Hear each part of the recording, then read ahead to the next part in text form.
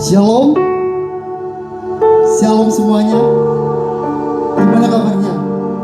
Puji nama Tuhan, kabar kita luar biasa. Baik yang di gereja maupun di rumah. Puji nama Tuhan. Kita siapkan hati kita untuk kita boleh datang pada Tuhan.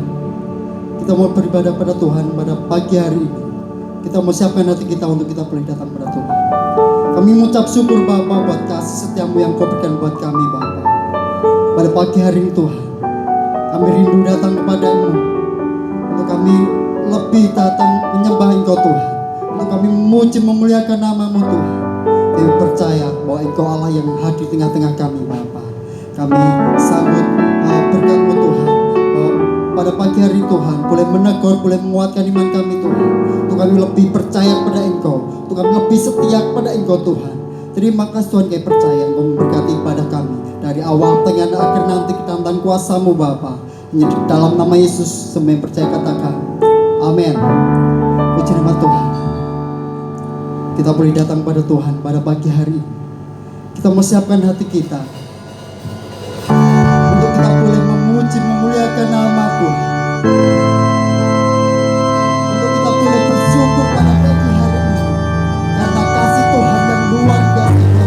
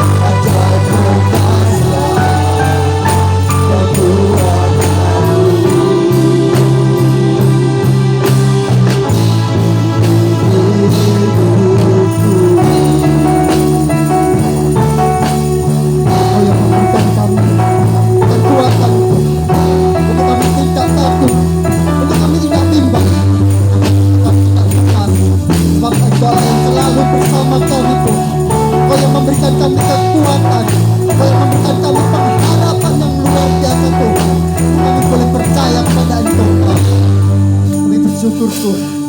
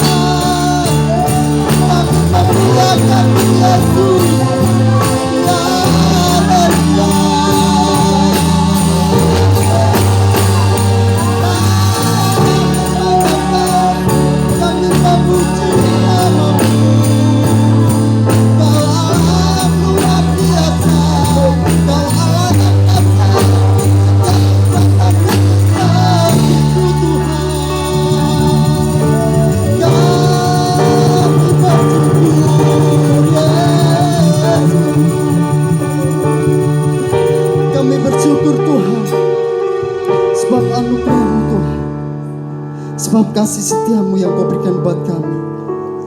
Kami percaya Tuhan, bahwa Engkau Allah yang lebih setia buat kami Tuhan. Dan kami belajar untuk setia buat Engkau Tuhan. Kami mau kembalikan Bapa ucapan syukur kami Tuhan buat Engkau. Kami boleh memuji, memuliakan nama-Mu Bapa. Kami tetap setia Tuhan, menanti setiap janji-janji-Mu Tuhan. Dan kami percaya Tuhan, janji-Mu ya dan amin Tuhan. Kami percaya Tuhan, bahwa setiap rencana-Mu Tuhan buat kami, setiap rancangan-Mu, rancangan bukan kecelakaan Tuhan, melainkan rancangan damai sejahtera buat kami Tuhan. Kami percaya Tuhan, Engkau setia di dalam Engkau. Kami bersyukur Tuhan mempunyai Allah seperti Engkau. Ajar kami Tuhan, kami setia di dalam Engkau. Seperti wanita mengurapi, menangis di bawah kaki, demikian diriku mau mengasihi Yesus Engkau pribadi.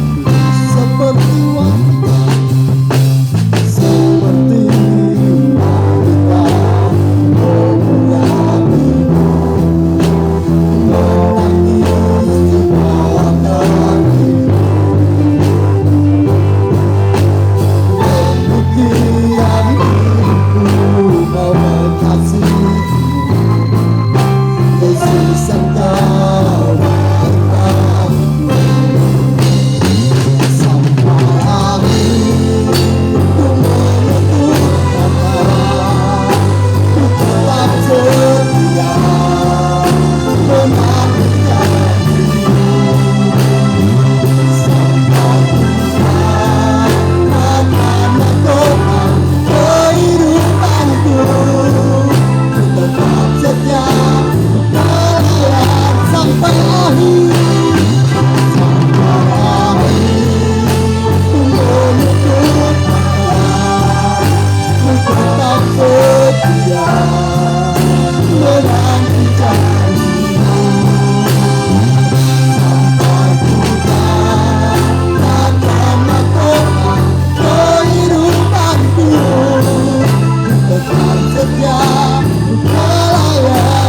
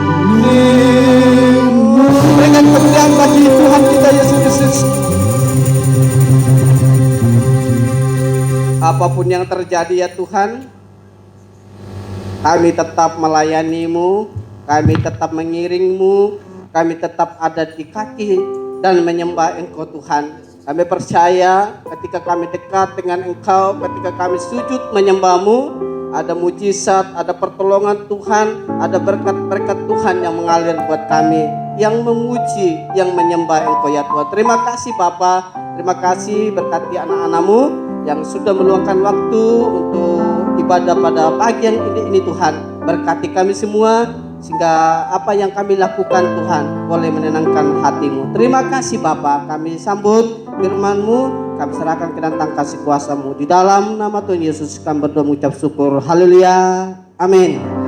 Ya, silakan Guru. Shalom, selamat pagi buat Bapak Ibu kekasih Tuhan. Salam jumpa lagi pada hari ini, di mana Tuhan masih memberikan kesempatan bagi kita untuk sehat, masih memberi kesempatan untuk semangat, masih memberikan kesempatan untuk bersuka cita pada pagi yang indah ini.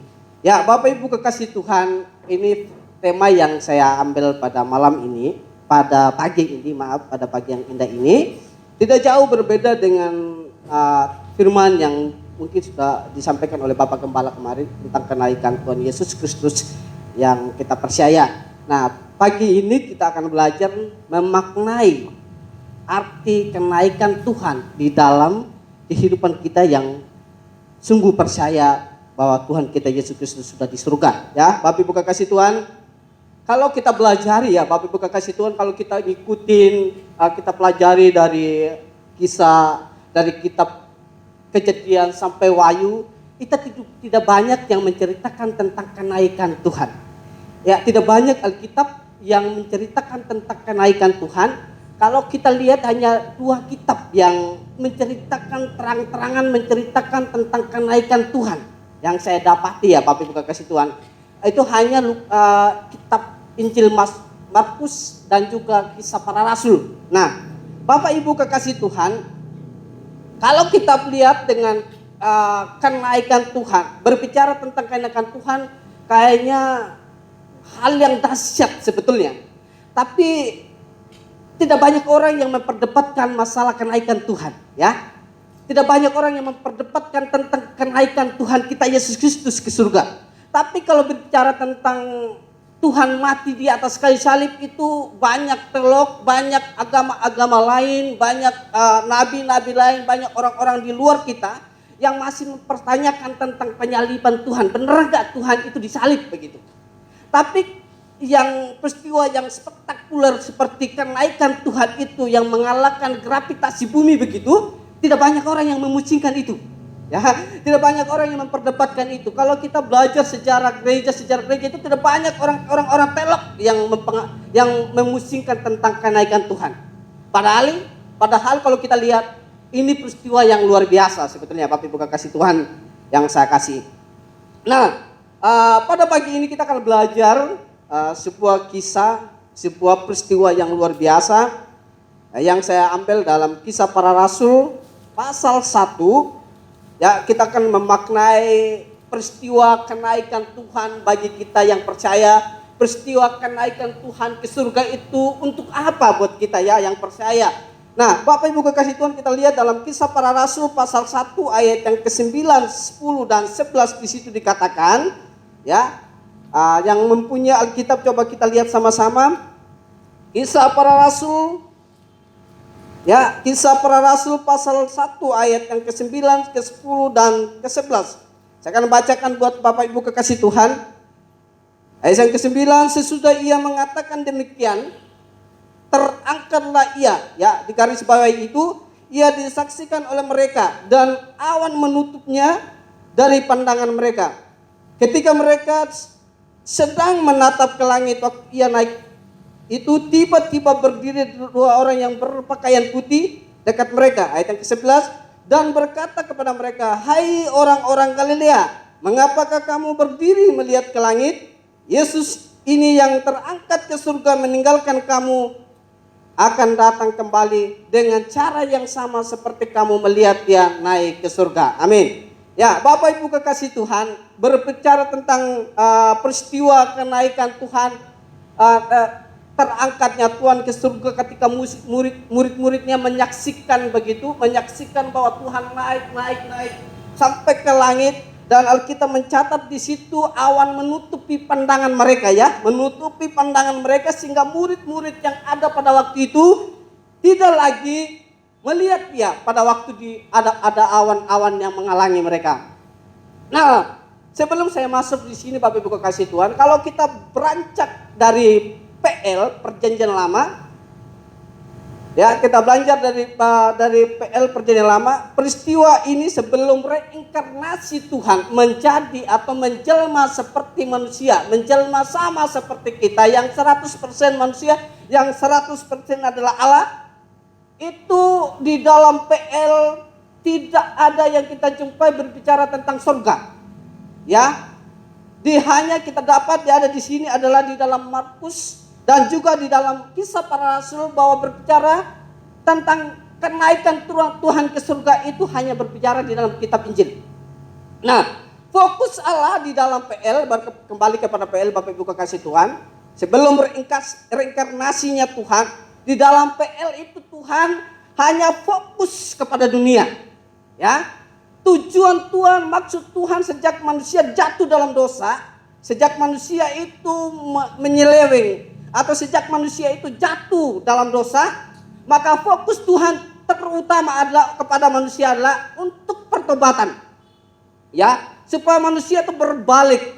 Karena sejak manusia jatuh dalam dosa, di dalam Roma pasal 3 ayat 23 berkata di situ, karena semua orang telah berbuat dosa dan telah kehilangan kemuliaan Allah. Di dalam Roma pasal 6 ayat 23 juga demikian, upah dosa adalah maut.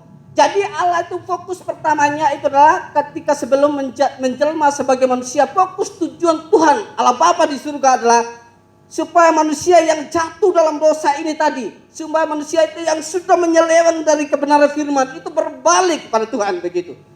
Itu tujuan Tuhan, fokus pertama Tuhan di situ. Ya, fokus Tuhan pertama adalah supaya manusia ini kembali kepadanya. Makanya kalau kita pelajari Bapak Ibu kekasih Tuhan di dalam PL itu, Tuhan nabi-nabinya, utusan-utusannya tidak kita temukan di situ berbicara tentang bagaimana melihat surga. Tetapi hanya kita lihat di situ adalah nabi-nabinya hanya bagaimana supaya umat yang tadi sudah jatuh dalam dosa, yang umat tadi yang sudah kehilangan kemuliaan Allah, nabi-nabinya hanya berbicara bertobatlah dan bertobatlah. Ya. Maka peristiwa kenaikan Tuhan itu sesuatu peristiwa yang dahsyat bagi murid-muridnya. Maka kalau kita pelajari ulang tadi Bapak Ibu kasih Tuhan, ketika Tuhan naik, pandangan murid-muridnya itu tertuju kepada surga. Yang selama ini Bapak Ibu kekasih Tuhan, yang selama ini yang mereka jumpai adalah kerajaan di bumi. Tidak pernah mereka dengar tentang surga begitu. Jadi mereka fokusnya bagaimana di bumi ini, bagaimana orang yang sudah jatuh dalam dosa itu kembali. Itu Tuhan Allah Bapa hanya sampai berpikir sampai di situ. Ya, dia berpikir supaya manusia tadi yang sudah jauh dari Tuhan, yang sudah jatuh dalam dosa, yang sudah kehilangan kemuliaan Allah, yang bertahun-tahun cari Tuhan tapi tidak pernah mendengarkan suara Tuhan. Itu rencana Tuhan supaya mereka berbalik. Makanya diutus oleh nabi-nabi itu pun tidak banyak kita temukan, bahkan tidak kita akan temukan di dalam PL berbicara tentang kerajaan surga atau surga begitu. Nah, ketika peristiwa kenaikan Tuhan ke surga itu menjadi satu hal yang luar biasa bagi murid-muridnya. Ya, termasuk murid-muridnya, kalau berbicara tentang murid-muridnya yang ketika lihat Tuhan Yesus naik ke surga, memandang ke surga, ketika dia terangkat ke surga, itu murid-muridnya termasuk orang-orang yang dekat dengan dia, termasuk saudara-saudaranya yang memandang ke surga begitu, memandang Tuhan ke atas, naik ke atas. Hal yang luar biasa ini, Bapak Ibu kekasih Tuhan. Nah, hal apa yang kita perlu belajari pada firman ini? Ya, hal apa yang kita ambil di sini Bapak Ibu kekasih Tuhan? Yaitu Tuhan terangkat ke surga. Ya, kalau kita rangkum ini ada dua kalimatnya, terangkatlah Tuhan dan naik ke surga ya. Bapak Ibu, ini sebuah kalimat yang populer banget. Nah, ketika Tuhan naik ke surga, maka fokus pertama, tadi saya sudah sampaikan, karena fokus Tuhan adalah untuk menyelamatkan dunia. Nah, ketika Tuhan naik ke surga, maka yang menyaksikan itu pertama adalah mereka melihat Tuhan naik ke surga. Mereka menyaksikan Tuhan naik ke surga. Ya, kalau Bapak Ibu kekasih Tuhan, ada pada waktu itu ya, pada waktu itu kenaikan Tuhan ini yang sesuatu yang spektakuler ini, pada waktu dia naik sampai dia naik, ini kan sebuah pertunjukan yang luar biasa, boleh dikatakan begitu. Naik, tiba-tiba murid-muridnya boleh dikatakan, wah, luar biasa Tuhan ya, luar biasa. Tiba-tiba ditutupi oleh awan begitu. Nah, saya mau nanya begini, Bapak Ibu kekasih Tuhan, pada waktu kalau saya lihat kita seakan-akan kita ada dalam peristiwa itu gitu. Kita lihat Tuhan tiba-tiba naik begitu ya. Naik sampai ke surga. Tiba-tiba ditutupi oleh awan. Padahal tadi kita senang banget lihat begitu. Lihat Allah luar biasa. Tiba-tiba ada awan. Apa yang saudara pikirkan? Tiba-tiba ada awan yang menutupi Tuhan begitu. Apa yang saudara pikirkan? Contohnya begini. Kalau teman-teman atau Bapak Ibu kekasih Tuhan sedang nonton pertunjukan atau nonton film yang tebak-tebakan begitu, tiba-tiba listriknya mati. Ya, kira-kira Bapak Ibu kekasih Tuhan, apa yang muncul dalam pikiran Bapak Ibu kekasih Tuhan? Saya yakin pasti marah-marah begitu. Wih, kenapa kok mati kan? Pasti begitu. Nah, ini ditutupi oleh awan Bapak Ibu kekasih Tuhan. Pertama kali yang mereka lihat sesuatu yang mereka lihat luar biasa, tiba-tiba tidak terlihat lagi. Kalau kita lihat dalam kita baca ulang tadi dalam Kisah Para Rasul 9 pasal 1 ayat 9 sampai 11 tadi katakan, terangkatlah Tuhan. Terangkatlah Yesus naik ke surga begitu. Nah, ditutupi oleh awan. Oh, udah senang banget ini Bapak Ibu. Wah, ditutupi. Otomatis pasti agak sedikit kecewa begitu. Nah, Bapak Ibu kekasih Tuhan, fokus murid-murid pada waktu mereka bersama dengan Tuhan, pada waktu mereka berada bersama dengan Tuhan 3,5 tahun kira-kira lamanya begitu.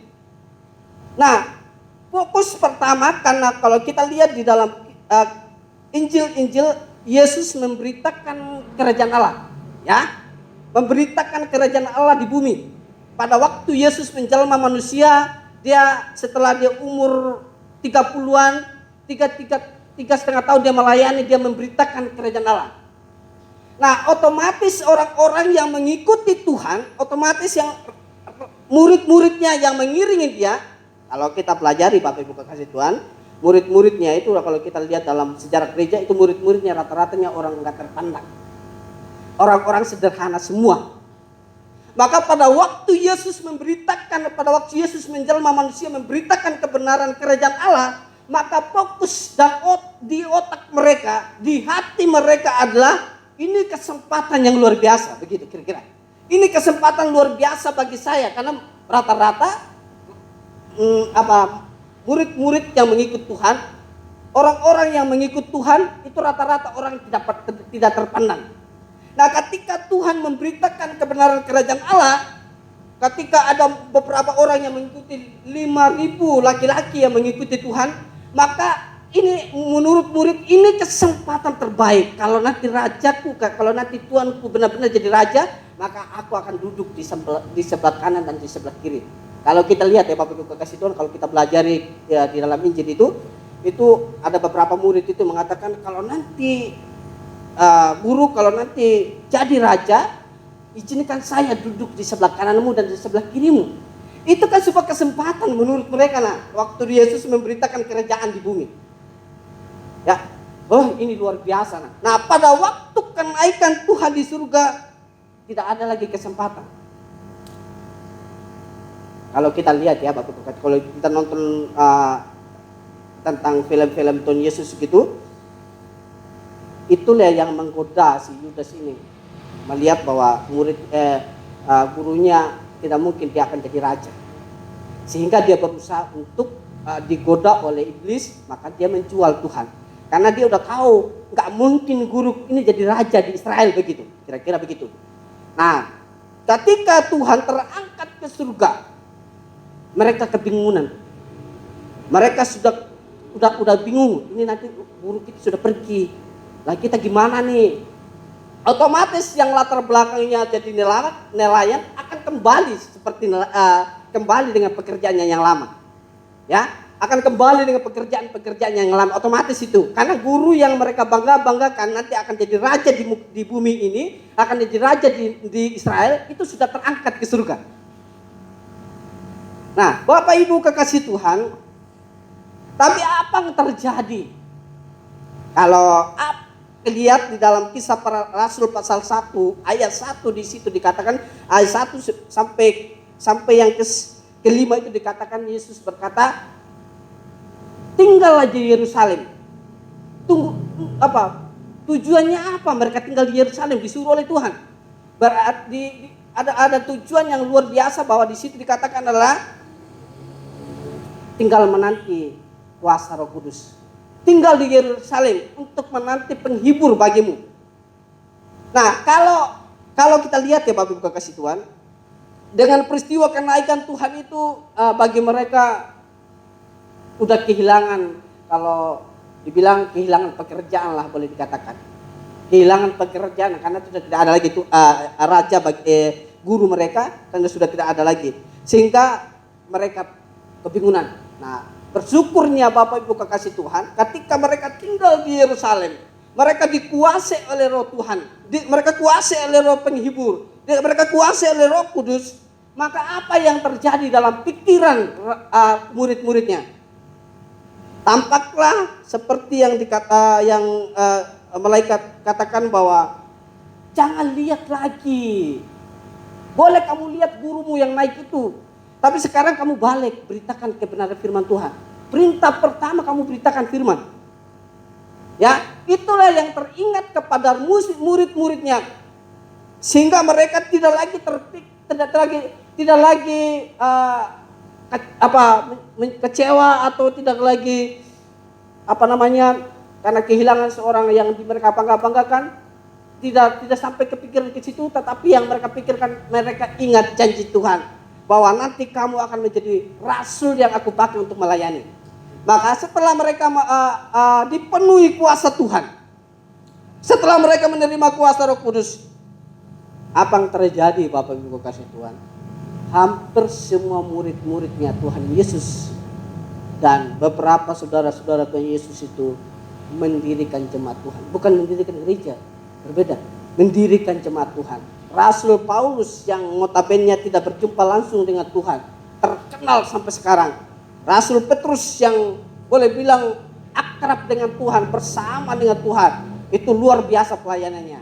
Ya, luar biasa pelayanan Paulus. Luar biasa pelayanan setiap rasul-rasul Tuhan. Nah, sampai sekarang kita lihat di dalam semua kitab, hampir setengah dari kitab PB itu tulisan Paulus. Karena apa? Karena dipenuhi oleh kuasa Tuhan, karena dipenuhi oleh kuasa Allah. Ya, nah, saya harapkan Bapak Ibu kekasih Tuhan, kenaikan Tuhan itu ada gunanya bagi kita. Yang selama ini kita hanya fokus ke dunia, fokus dengan dunia, bagaimana kita sukses di dunia, bagaimana kita hebat di dunia. Saya pikir juga murid-murid Yesus berpikir sampai ke situ juga. Bagaimana mereka itu menjadi orang-orang yang hebat nanti satu waktu kalau rajanya, gurunya menjadi raja di Israel. Mereka pikirnya di dunia toh, mereka pikirnya bagaimana sukses di dunia. Itu harapan mereka. Makanya tidak saya herankan lagi bahwa di PL pun mengatakan bahwa fokus Tuhan itu hanya di bumi. Tujuannya supaya orangnya itu yang sudah jauh dari Tuhan itu kembali dan bertobat. Ya, kembali dan bertobat. Nah, setelah naik Tuhan Yesus ke surga, maka fokus muridnya bukan lagi ke dunia. Ya, fokus Tuhan bukan lagi di dunia, fokus murid-murid lagi bukan lagi di dunia, tetapi fokus murid-muridnya bagaimana orang-orang itu menerima kerajaan Allah, bagaimana orang-orang itu nanti satu waktu masuk surga begitu. Makanya Paulus berkata di dalam Kolose pasal 3, pikirkanlah itu yang ada di atas. Saya kira Paulus sebelum dia mengenal Tuhan itu dia pikirkan bagaimana kerajaan di bumi ditegakkan, bagaimana dia sukses di bumi, bagaimana dia menjadi orang-orang ahli Taurat di bumi. Saya kira begitu.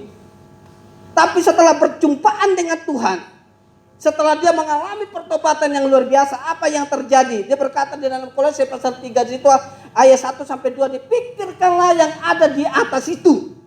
Apa yang ada di atas? Itu kerajaan surga yang ada di atas. Ketika Tuhan naik ke surga, maka apa janji Tuhan kita? Aku naik ke surga. Di dalam Yohanes pasal 14 ayat 1 sampai 4 di situ dikatakan, aku naik ke surga itu menyediakan tempat bagimu. Itulah yang dimaksud Rasul Paulus. Pikirkanlah pekerjaan yang di atas.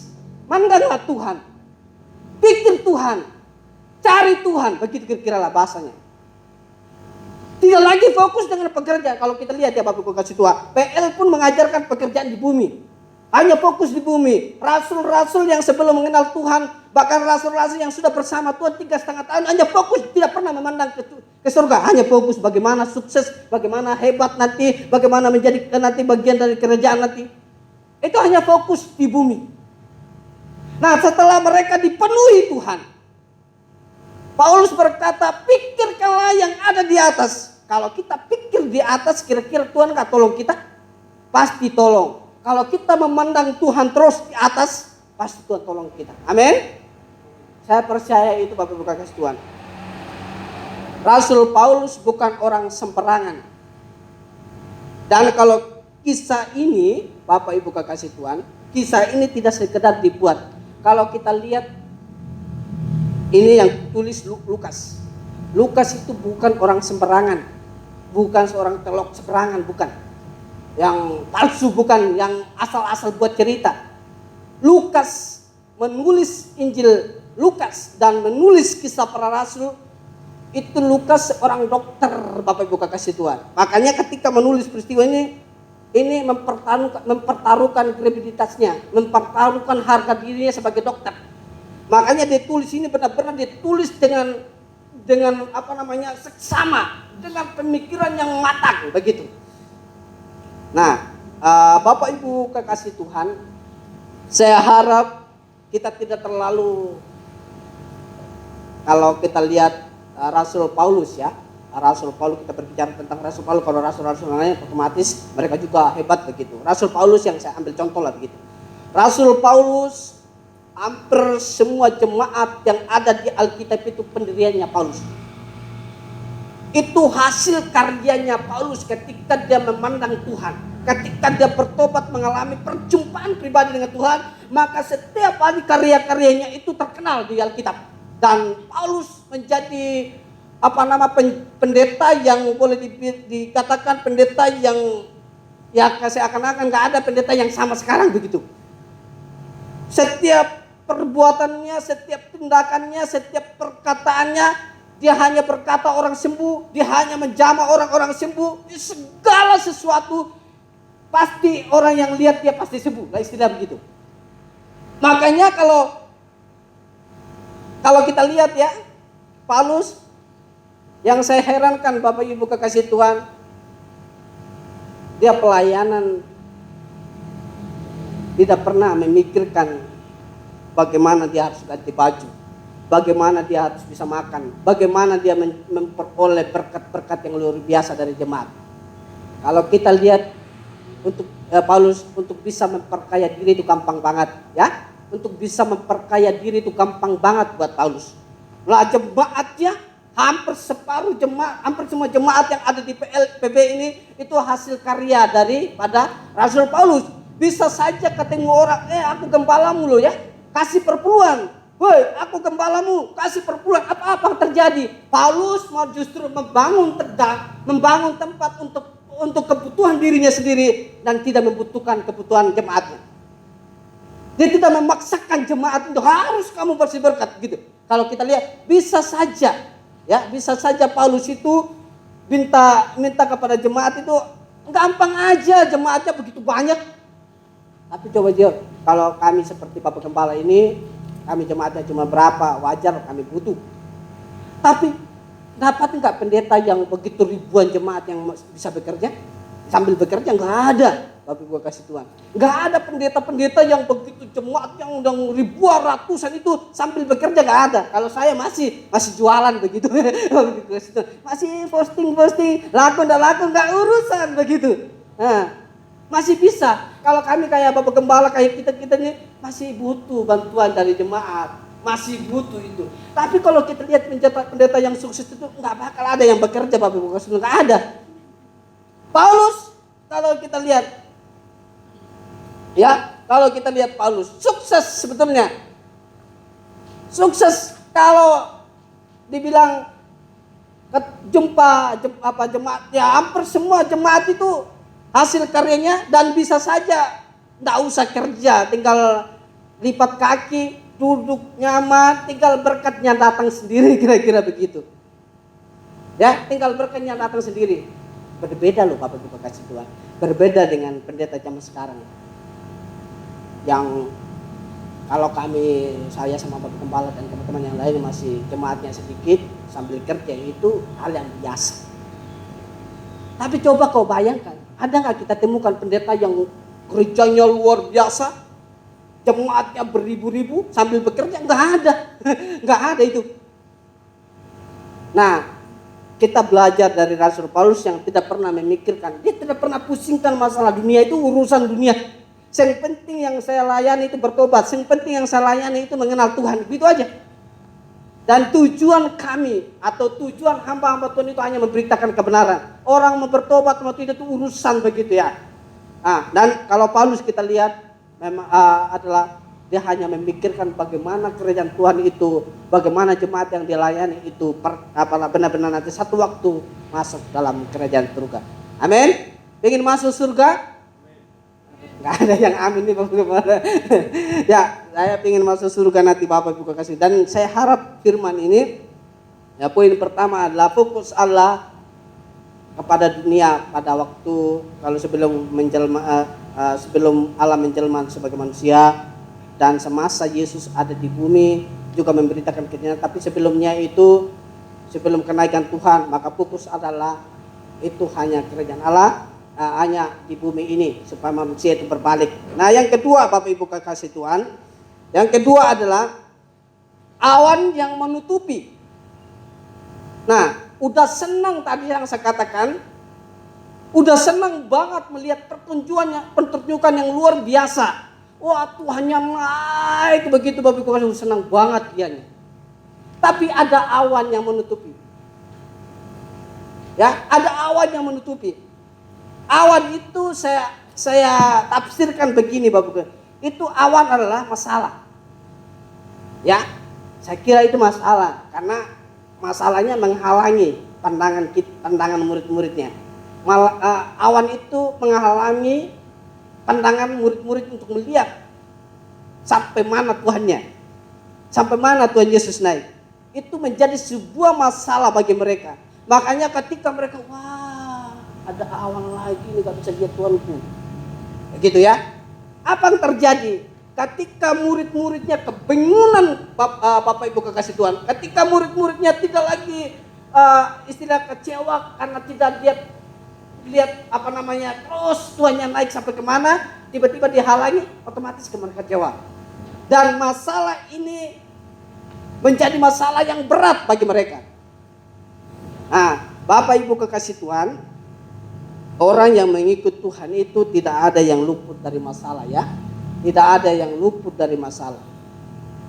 Kita belajar dari murid-muridnya. Masalah yang mereka hadapi adalah awan. Masalah yang mereka hadapi ketika melihat surga, ketika mereka memandang ke surga, memandang Tuhannya mereka ke surga, maka masalah yang mereka alami adalah awan menutupi pandangan mereka. Nah, ketika Tuhan melihat murid-muridnya tidak mampu untuk mengatasi masalah itu, dan saya yakin semua orang yang hidup itu ada banyak orang yang tidak mampu mengatasi masalahnya. Makanya itu sebabnya Tuhan tahu persis kelemahan umatnya, tahu persis kelemahan murid-muridnya, karena selama 3,5 tahun mereka bersama, dia mengerti persis, tahu persis bahwa murid-muridnya tidak bakal mampu untuk menghadapi masalah itu. Nah, apa solusi yang Tuhan kasihkan? Ya, ada solusi yang Tuhan berikan di ayat yang ke-10, yang ke-9, ya 10 ya. Ketika mereka menatap ke langit waktu ia naik itu tiba-tiba, ini solusi dari Tuhan.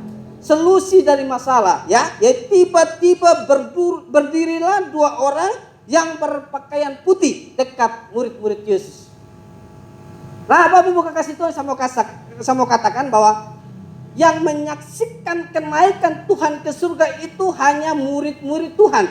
Hanya orang-orang yang dekat dengan Tuhan, termasuk Ibu Yesus, termasuk teman-temannya, saudara-saudara Yesus, kira-kira sekitar 20-an orang yang menyaksikan kenaikan Tuhan.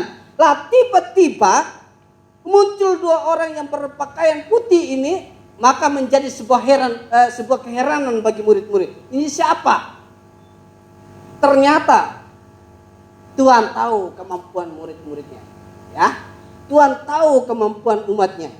Nah, itu sebabnya Tuhan mengutus solusi yang adalah mengutus malaikat Tuhan untuk memberikan kekuatan, untuk memberikan pemahaman, untuk memberikan penghiburan bagi murid-murid yang tadi, wah Tuhan kok gak kelihatan lagi, diberikan kekuatan. Siapa yang kamu lihat? Yesus yang kamu lihat, ayat ke-11, dan berkata kepada mereka, hai orang-orang Galilea, ya, hai orang-orang Galilea, mengapakah kamu berdiri melihat ke langit? Ya, ini solusi yang terbaik. Yesus ini yang terangkat ke surga, meninggalkan kamu, ya. Yesus yang terangkat ke surga, meninggalkan kamu, itu akan kembali. Ini solusi dalam kondisi murid-muridnya tidak ada jalan. Datang malaikat, nggak usah takut. Kira-kira bahasa saya begitu. Nggak usah takut, nggak usah kecewa, nggak usah khawatir. Yesus yang kamu lihat tadi itu yang naik ke surga itu nanti akan datang kembali. Akan datang kembali nih kepadamu. Akan datang kembali untuk memberikan penghiburan bagimu. Ini solusi loh Bapak Ibu kasih Tuhan. Kalau kita memandang masalah terus dalam hidup kita nggak bakal sampai ke surga nanti. Ya, kalau hanya cuma kita memikirkan persoalan di bumi, itu gak bakal kita sampai. Walaupun kita nanti sampai di surga itu, pasti kita ada di tempat yang paling bawah. Kalau kita hanya memikirkan, tidak pernah memandang Tuhan, ibadah aja jarang begitu ya. Ibadah aja disuruh persekutuan, disuruh baca firman jarang begitu. Gak bakal, sekalipun nanti satu waktu kita sampai di surga Bapak Ibu kekasih Tuhan, sekalipun kita sampai di surga nanti, mungkin itu kasih karunia Tuhan pada waktu kita bertobat, waktu kita mati satu waktunya kita sampai ke surga. Paling kita ada di bawah kaki gunung. Paling banter itu kita berada di bawah kaki Tuhan. Saya mau kasih contoh begini Bapak Ibu. Ini tafsiran saya ya. Di surga itu kan kita berjumpa dengan Tuhan. Amin. Kalau kita masuk surga loh, pasti kita berjumpa dengan Tuhan Yesus. Kalau kita masuk surga. Lalu di surga kita ngapain? Ada yang tahu? Ngapain kita di surga? Oh, di surga aku mau pergi mall gitu ya sama Tuhan Yesus. Kira-kira begitu? Aku mau jajan ST gitu. Kira-kira begitu? Di surga kita hanya memuji dan menyembah Tuhan. Ya, memuji dan menyembah Tuhan. Saya kasih ilustrasi begini. Di surga Tuhan itu kayak gunung begitu, kayak gunung. Di sini Tuhan bertata, di atas gunung Tuhan bertata. Nah, ini di kaki gunung ini kita semua yang masuk surga. Kalau masuk surga loh. Ini kita semua, ini rumah-rumah kita di sini semua, rumahnya saya, rumahnya Bapak Gembala, rumahnya jemaat Tuhan semua ada di sini. Selama kita ikut Tuhan di bumi, hanya memikirkan persoalan-persoalan yang kepuasan daging kita, memikirkan persoalan-persoalan yang penting, bagaimana saya harus kaya, bagaimana saya harus ganti baju, bagaimana saya harus ganti rumah, bagaimana begini dan seterusnya. Akhirnya mungkin kalau kasih karunia itu kita masuk surga. Masuk surga kita hanya ada di bawah sini. Ya, Tuhan ada di sini. Di surga sekali lagi saya katakan kita memuji, menyembah Tuhan. Di sini gerejanya Tuhan. Ini Tuhan bertata di gereja ini. Nah, saya kasih umpama begini. Ini kita memuji Tuhan, kita mau pergi ke gereja ini, kita di sini. Karena kita selama di bumi kan yang mikirkan masalah-masalah terus. Yang ada di sini yang dekat dengan Tuhan ini, saya sama Bapak Gembala. Karena sering mengatakan, ayo bertobat, cari Tuhan. Kami ada di sini loh, Bapak Ibu, kasih dekat dengan rumah Tuhan. Dekat dengan rumah Tuhan. Makanya ketika ada bel begitu, tang. 5 menit kami udah nyampe di rumah Tuhan. Kami sudah menyembah Tuhan. Yang ada di sini, yang memikirkan masalahnya ada di bawah, paling bawah ini. Tang. Dia masih berjalan ngos-ngos. Tiba-tiba sampai sini, udah selesai ibadah. Ibadahnya sudah gak ada. Penyembahnya sudah gak ada. Udah tutup ini. Dia turun lagi. Tang. Ini udah ibadah lagi. Dia baru nyampe di sini. Karena apa? Dia di sini, itu ditaruh di sini. Itu karena hanya memikirkan kebutuhannya. Bagaimana dia hidup di bumi. Bagaimana dia sukses di bumi. Bagaimana dia... Pokoknya pikirannya itu masalah dan masalah terus. Tidak pernah dia memikirkan, wah bagaimana Tuhan kudasnya. Harus memberitakan kebenaran firman Tuhan. Pelayananku harus lebih sungguh lagi. Pelayananku harus lebih hebat lagi. Nggak pernah memikirkan itu. Yang dipikirkan itu, wah bagaimana saya besok harus ganti baju. Bagaimana besok saya harus ganti rumah. Bagaimana besok saya harus ganti ini dan ganti itu. Yang dipikirkan adalah kebutuhan perut. Dan tidak pernah memikirkan kerajaan Allah. Makanya kalau kita masuk surga itu hanya sebuah kasih karunia, Bapak Ibu kasih Tuhan. Kita masuk. Saya percaya kita masuk semua. Tapi kita ada di paling bawah. Karena selama hidup kita itu tidak pernah mencari Tuhan. Cari Tuhan hanya hitung-hitungan begitu. Kalau senang pelayanan. Kalau tidak senang ya wes begitu. Kalau lagi diberkati sungguh-sungguh sama Tuhan. Kalau tidak ya wes. Atau kalau lagi memiliki masalah, cari Tuhan yang lebih sungguh-sungguh lagi. Tapi kalau lagi tidak memiliki masalah, enggak cari Tuhan. Baca Alkitab aja, disuruh baca Alkitab, enggak pernah baca Alkitab, kira-kira begitu.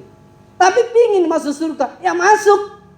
Tapi ada di sini, di paling bawah. Ini sudah selesai, udah menyembah Tuhan, udah memuji Tuhan, kita baru naik. Udah selesai ibadahnya.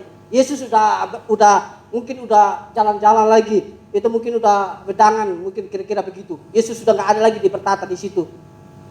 Nah, karena apa? Karena kita selama di bumi hanya memikirkan kayak sama seperti yang dilakukan oleh murid-muridnya.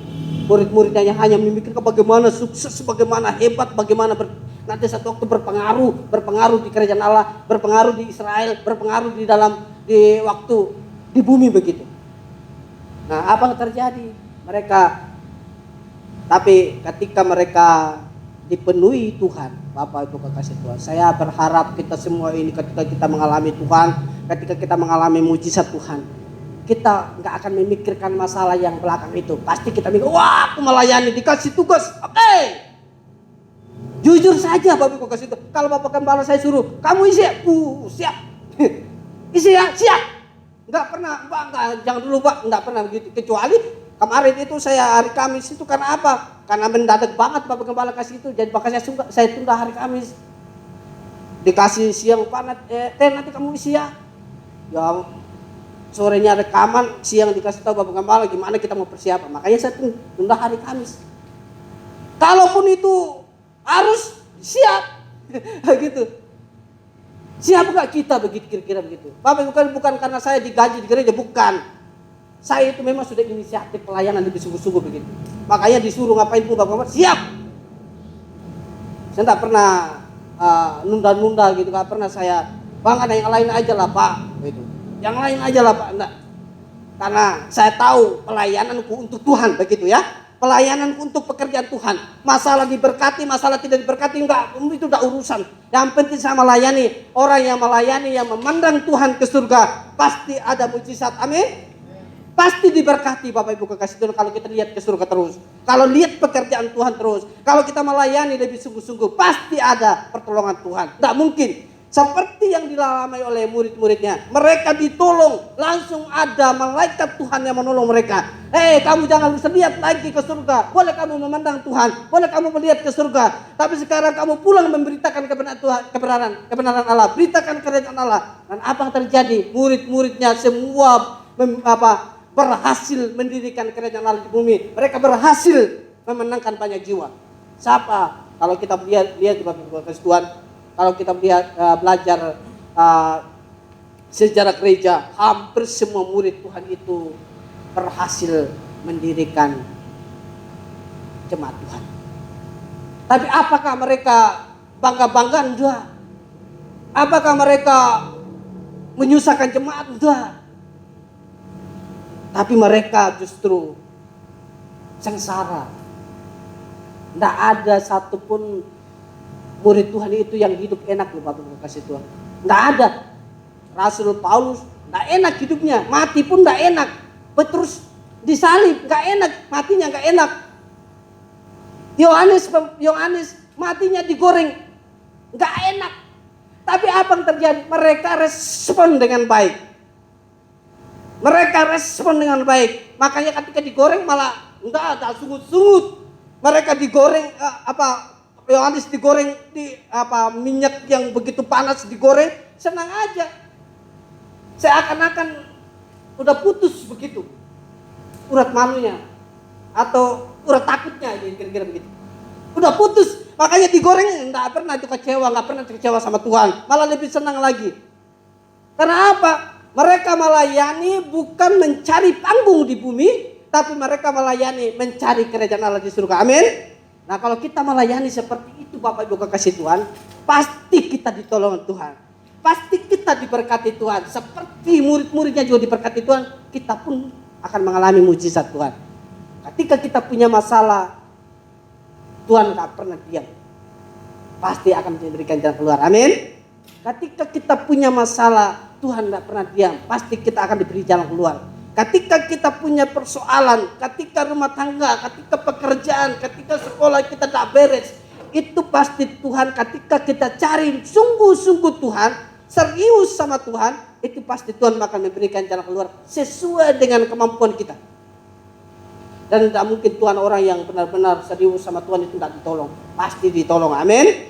Pertanyaan saya, seriuskah kita sama Tuhan? Memaknai kenaikan Tuhan? Seriuskah kita memandang surga? Seriuskah kita memandang Tuhan di surga? Nah, kalau kita lihat dari murid-muridnya benar-benar serius mencari Tuhan.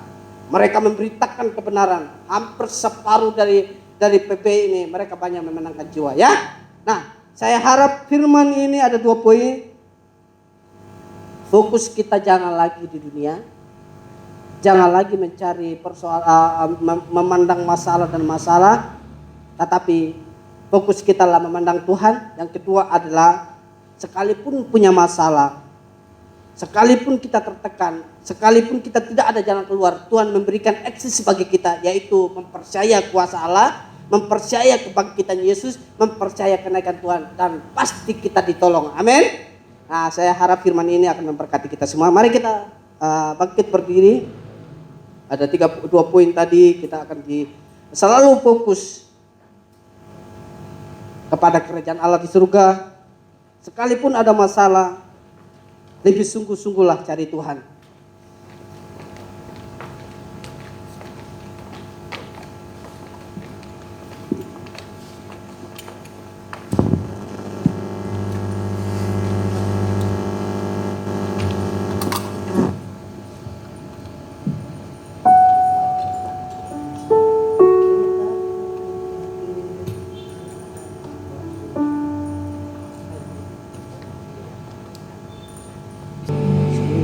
Besar setiamu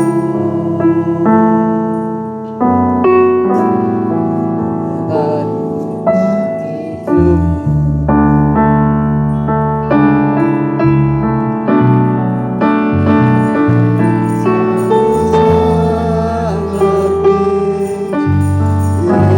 isi hatiku.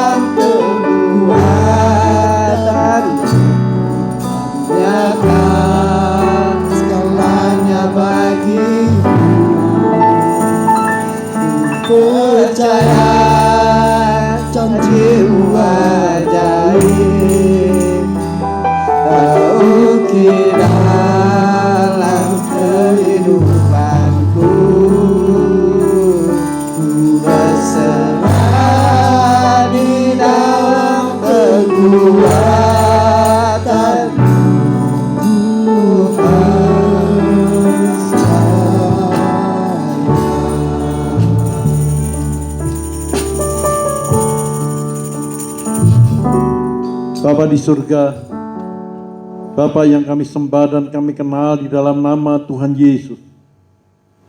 Kembali kami mengucap syukur dan terima kasih pada pagi hari yang indah ini Tuhan, Kau sudah berkata-kata kepada kami, meneguhkan iman percaya kami Tuhan, untuk kami senantiasa fokus hanya kepadamu, untuk melayani pekerjaan-Mu Tuhan. Oleh sebab itu kami bersyukur, kami berterima kasih, pagi hari ini Engkau sudah meneguhkan iman percaya kami Tuhan. Kami percaya Engkau siap memberkati kami, menyertai kami seperti janji firman-Mu, bahwa Engkau akan menyertai kami sampai dengan akhir zaman.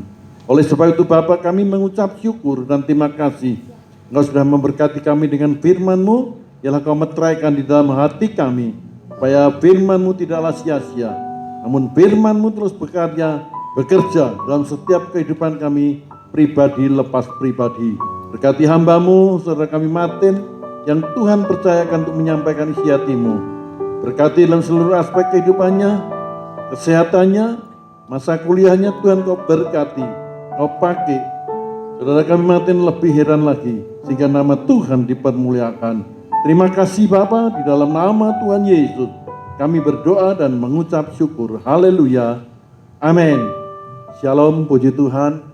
Kita bersyukur kembali kita pagi hari ini bisa beribadah walaupun secara online, tapi kita percaya dengan iman kita bahwa Tuhan senantiasa tetap hadir di tengah-tengah kita, baik yang di rumah maupun yang dimanapun Bapak Ibu Saudara berada.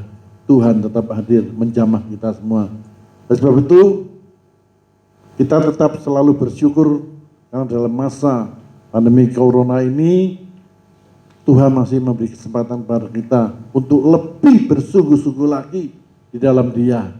Jangan asal-asalan. Firman Tuhan sudah meneguhkan kita. Ya. Tuhan Yesus naik ke surga. Itu tidak sia-sia. Tapi Dia mencurahkan Roh Kudus-Nya, Roh penghibur dalam kehidupan kita untuk memimpin dalam langkah hidup kita. Tadi kita jelas disampaikan oleh hambanya, bahwa murid-murid ketika dia berfokus kepada Tuhan, lalu pandangannya terhalang oleh awan, yang artinya banyak masalah-masalah yang dihadapinya, sehingga kehidupan kita kurang fokus kepada Tuhan. Nah, pagi hari ini kita bersyukur karena diingatkan kembali oleh firman Tuhan untuk kita berfokus kepada Tuhan, jangan kepada yang lain. Layani Tuhan sampai Dia datang kali yang kedua. Nah, puji Tuhan, kita bersyukur pagi hari ini. Dan kembali saya ingin menyampaikan pada Bapak Ibu Saudara, ya, tetap mengikuti protokol kesehatan dari pemerintah, yaitu jaga kesehatan, sering-sering mencuci tangan dengan sabun, dengan air yang mengalir, jangan lupa selalu pakai masker. Ya. Tapi yang terpenting lagi, Saudara,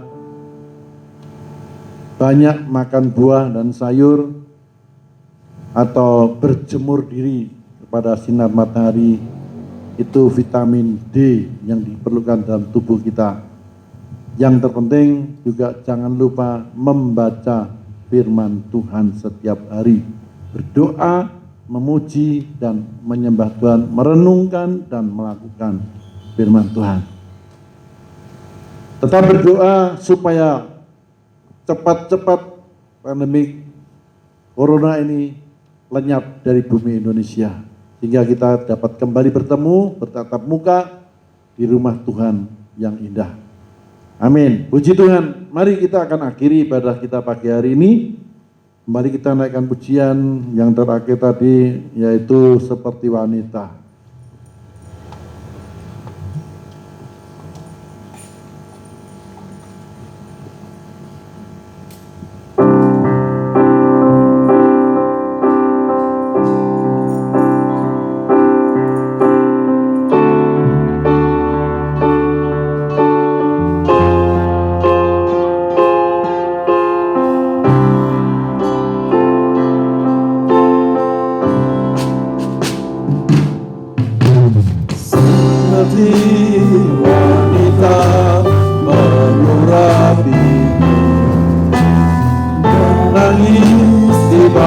kakimu.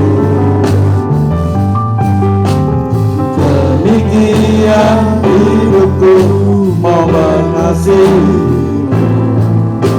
Yesus engkau baik padaku.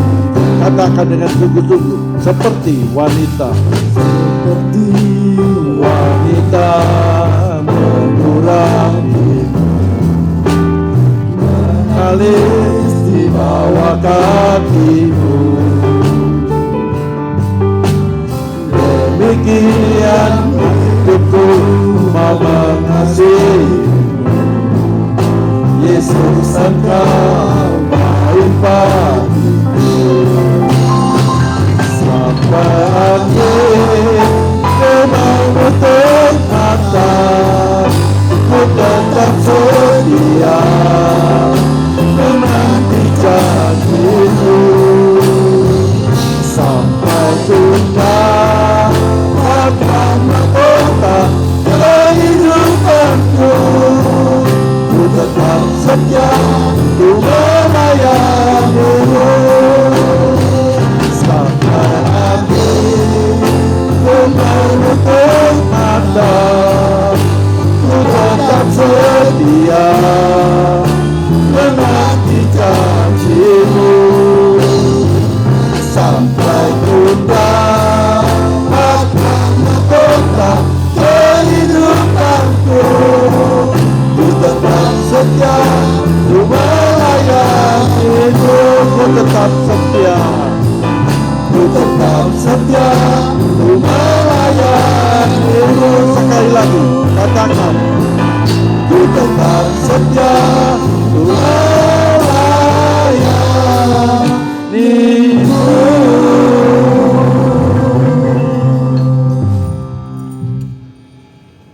Itulah Bapa ungkapan isi hati kami, iman percaya kami, ikrar kami, untuk kami tetap setia melayani Engkau sampai Engkau datang kali yang kedua. Oleh sebab itu Bapa, kami mengucap syukur dan terima kasih bahwa firman-Mu sudah mengingatkan kami, meneguhkan iman percaya kami, untuk kami tetap menanti-nanti janji-Mu, untuk kami tetap setia melayani Engkau sampai akhir hidup kami, atau sampai Engkau datang kali yang kedua. Oleh sebab itu Bapa, berkati setiap kami umat-Mu yang mendengar dan melihat ibadah secara online ini Tuhan. Biarlah kami senantiasa Tuhan memuliakan nama-Mu di setiap langkah hidup kami. Oleh sebab itu Bapa, pagi hari ini kami bersyukur, kami berterima kasih. Kembali Kau meteraikan firman-Mu di dalam loh hati kami, hingga firman-Mu terus berkarya dan bekerja dalam kehidupan kami. Mampukan kami Tuhan untuk menjadi pelaku daripada firman Tuhan. Terima kasih Bapak, kami bersyukur Engkau sudah memimpin kami dalam ibadah raya pagi hari ini, dari awal, pertengahan hingga akhirnya. Di dalam nama Tuhan Yesus. Sebentar kami akan berpisah satu dengan yang lain. Tuhan tolong berkati setiap kami, pimpin langkah hidup kami, kepulangan kami, sampai di rumah kami masing-masing dengan selamat, serta tidak kurang suatu apapun di dalam nama Yesus. Terima kasih Bapak buat kekuatan yang baru, kesehatan yang baru di dalam nama Yesus. Ini tiba saatnya Bapak Kau bukakan tingkap-tingkap langit-Mu, dan Kau curahkan berkat-Mu atas kami, umat-Mu, dimanapun kami berada, di dalam nama Yesus. Mari saudaraku yang dikasihi Tuhan, angkatlah tanganmu, pulanglah dan terimalah dengan imanmu berkat damai sejahtera, sukacita dari Allah Bapa di surga, berkat cinta kasih di dalam Tuhan Yesus Kristus, berkat penghiburan, persekutuan kekuatan di dalam Roh Kudus dari sekarang sampai selama-lamanya, dan biarlah wajah Tuhan senantiasa menyinari engkau, hingga diberkatilah keluar masukmu, diberkatilah rumah tanggamu, diberkatilah usaha pekerjaanmu, diberkatilah lumbung-lumbungmu, diberkatilah buah kandunganmu, diberkatilah ibadahmu, diberkatilah pelayananmu, diberkatilah kesehatanmu, diberkatilah setedimu dari sekarang sampai Maranatha Tuhan Yesus datang kali yang kedua. Di dalam nama Tuhan Yesus, pulanglah dengan membawa berkat ini. Terima kasih Bapa, terima kasih Yesus, terima kasih Roh Kudus.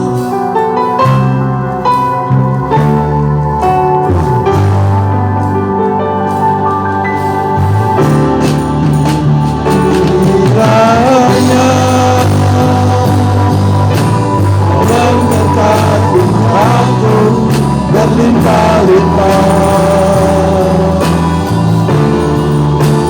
dan memperluas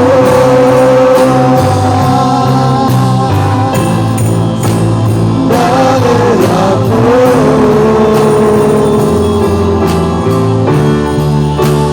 dan kiranya akan menyertai aku dan melindungi